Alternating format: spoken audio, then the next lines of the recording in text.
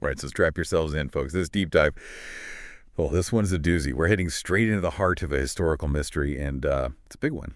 The Battle of Los Angeles, 1942.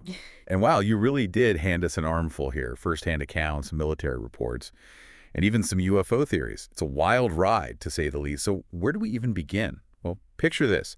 It's just a few months after Pearl Harbor. The West Coast is on edge, right? Everyone's terrified. Oh. And then, bam, radar picks up an unidentified object closing in on Los Angeles. What happens next?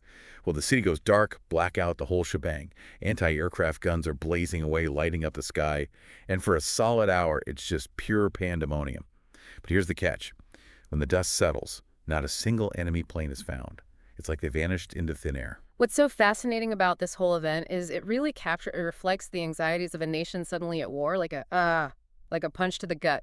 You're absolutely right. It's like trying to solve a puzzle where the pieces keep changing shape right in front of you. But before we get too lost in the fog of war here, let's take a step back, rewind a bit. Just picture the West Coast right after Pearl Harbor. That idea of America being this, impregnable fortress, gone, shattered, overnight. And suddenly the entire Pacific coastline, it seems incredibly vulnerable, exposed. And, it wasn't just this vague, abstract fear either. We've got these reports right here talking about a Japanese submarine shelling an oil field right near Santa Barbara. And this was just days before the whole Battle of Los Angeles unfolded. Talk about a direct hit to the psyche. Exactly. I mean, the actual damage from the shelling, it was minimal, really. But the psychological impact, huge, absolutely enormous. It was proof, tangible proof, that the Japanese had the capability, the audacity to strike the mainland, and they did it. So when those radar blips, those mysterious dots, when they popped up on the screens on the night of February 24th, well, tensions were already stretched to a breaking point. Speaking of those radar detections, let's dive into that for a second, because this is where things start to get really, really weird. We're not just talking about one little blip on a screen here. No. We've got reports from three separate radar stations, all picking up this unidentified object. And get this, some reports clock this thing moving at over 200 miles an hour. Yeah, it's fast. It was incredibly fast. And not only that, but all three stations, they tracked this object for over 100 miles. And it was like it was heading on a beeline straight for Los Angeles. Knowing everything that had just happened with Pearl Harbor, the submarine attack, I mean, you can bet this triggered a full-on, no-holds-barred military response. We're talking complete blackout, anti-aircraft batteries all over the place, orders to shoot on sight, the whole 9 yards, and then some.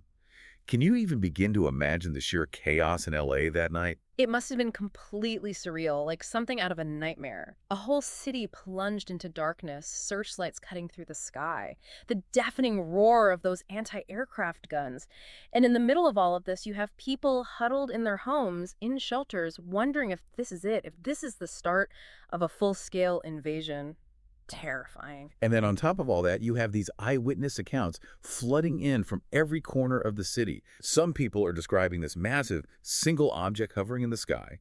Others swear they saw formations of planes, whole squadrons of them. And then you have some who even claim to have seen planes being shot down. You have to remember, though, with eyewitness accounts, well, they can be very powerful, very vivid, but they can also be incredibly unreliable, especially in high-stress situations. Think about it.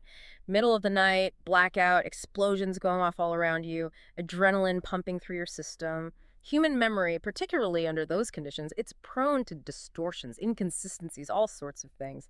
It's not always the most accurate. That's a good point. It's like trying to remember a dream sometimes.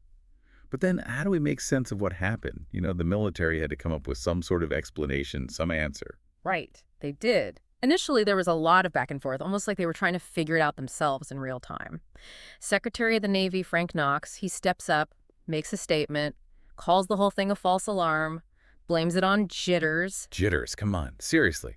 The country had just been attacked, and now there's this mystery object hovering over Los Angeles. A little jitters seems like a pretty understandable response to me. Right. And then, to add to the confusion, the Army comes out and insists that the threat was real, that this was not a drill. Their official report claimed that up to 15 planes were involved. 15 planes. But we have no wreckage, no enemy pilots captured, no nothing. Something doesn't add up here. And it gets even stranger. We've got sources here saying the military also tossed out the idea that the radar had just picked up weather balloons. Weather balloons. Now, that's a real head-scratcher. With everything going on, you'd think they'd be a little more careful about what they were sending up into the airspace above Los Angeles. But we have to remember that radar technology back then was still in its infancy. Those early radar systems, they could be thrown off by all sorts of things. Weather conditions, flocks of birds, even something called a temperature inversion. I'm trying to stay open-minded here. I really am. But then we stumble upon this LAPD report, and it mentions a crashed aircraft in the city. Doesn't get more concrete than that, right? A crashed aircraft right there in LA. You would think so. But the official explanation for that report, well, it claims that the debris was simply from exploding anti-aircraft shells. But here's the thing that gets me. If it was just a false alarm, like they initially said, why even bother offering an explanation for the debris at all? It just doesn't make sense. It's these inconsistencies, these little discrepancies that fuel the mystery, that keep us digging deeper, searching for answers. And let's not forget about something else. Los Angeles. Well, it became a real hotbed for UFO sightings in the years following this incident. In fact, Project Blue Book, that was the Air Force's program for investigating UFOs, and they looked into thousands of sightings, many reported by very credible sources, including military personnel. It's true. And what's really fascinating is that even Project Blue Book, and they were known for their skepticism, they couldn't explain every sighting. Hundreds remained unidentified. It's like adding another layer, another dimension to the whole enigma of what might have been in the skies above LA back in 1942. And then we have that famous photograph, the one that supposedly shows a saucer-shaped object caught in the beams of searchlights. It was everywhere, plastered all over newspapers, and it really fueled the public imagination. It got people talking about UFOs and aliens and all sorts of things. That photograph, it's practically a legend in UFO circles. But when you take a closer look, it's been revealed that the image was heavily retouched, maybe even enhanced specifically for publication. And to top it off, the original negative has vanished, poof, gone. So it's impossible to say for sure what the unedited image actually showed. It's frustrating. So we've got a doctored photo, conflicting eyewitness accounts, and zero concrete evidence of any enemy aircraft. It's starting to feel like they're hiding something, isn't it? Like a classic cover-up. Well, hold on. Let's not jump to conclusions just yet. It's true that the lack of clear answers is frustrating, but it doesn't automatically mean there's a conspiracy afoot.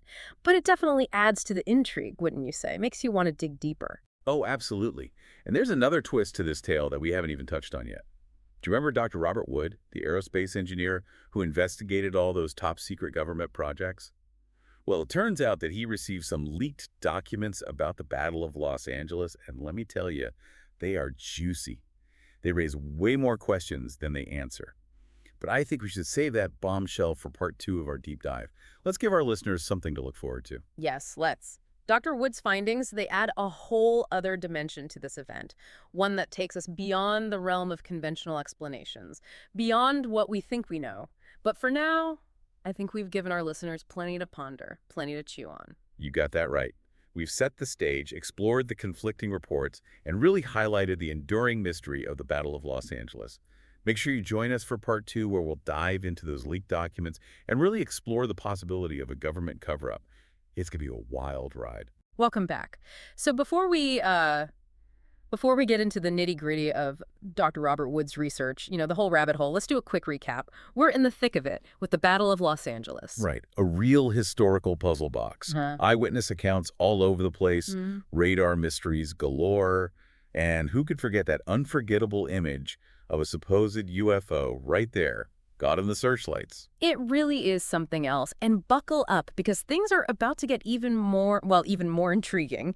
We're shifting gears now, focusing on Dr. Robert Wood. Remember, we're not talking about some, amateur sleuth here. Oh, no, not at all.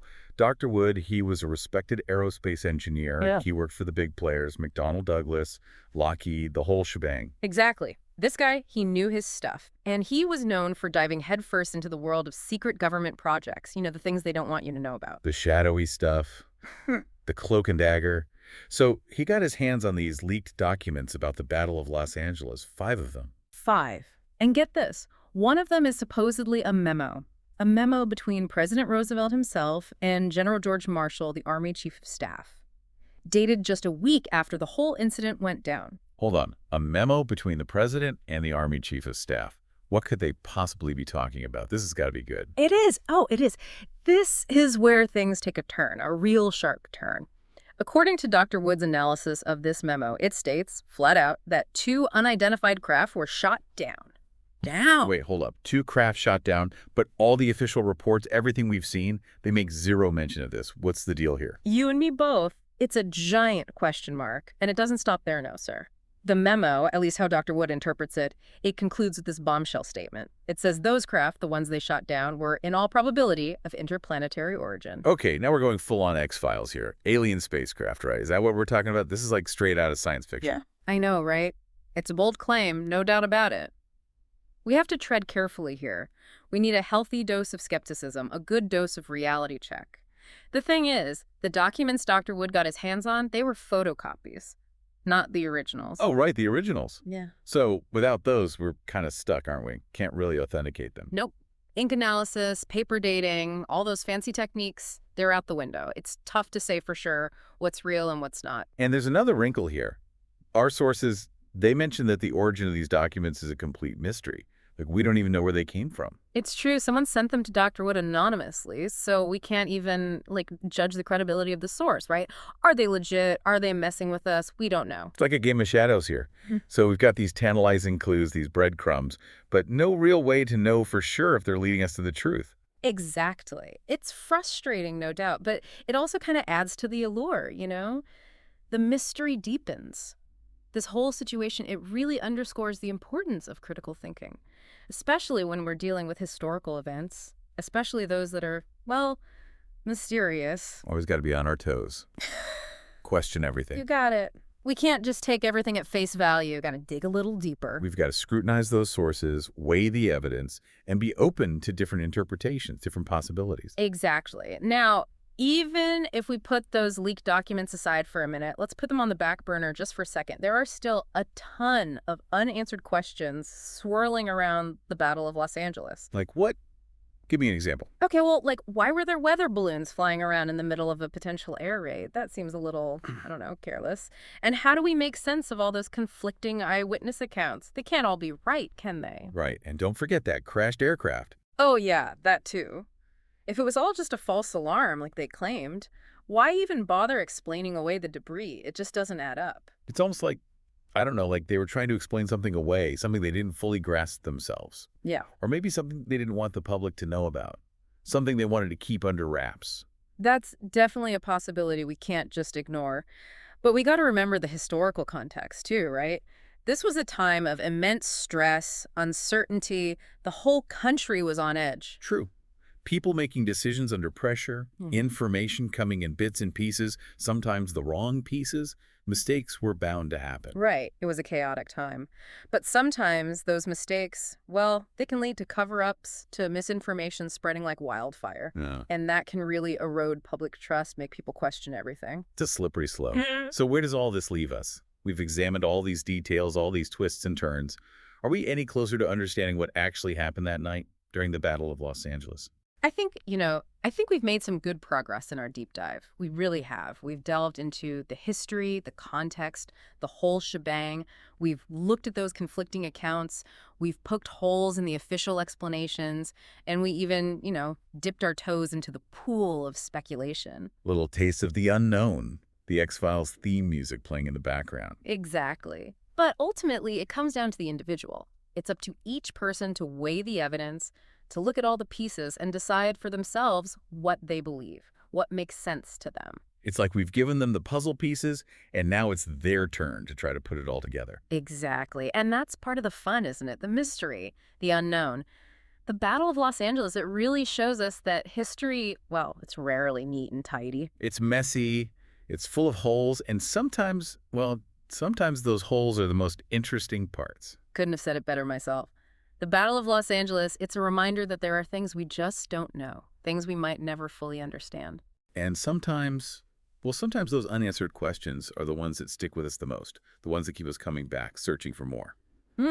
Speaking of unanswered questions, and I'm dropping another bombshell here, just a few years after the 1942 event, there was another a really big UFO sighting over Los Angeles. Oh, yeah, this one was huge. Tracked on radar for hours, multiple witnesses, military personnel included.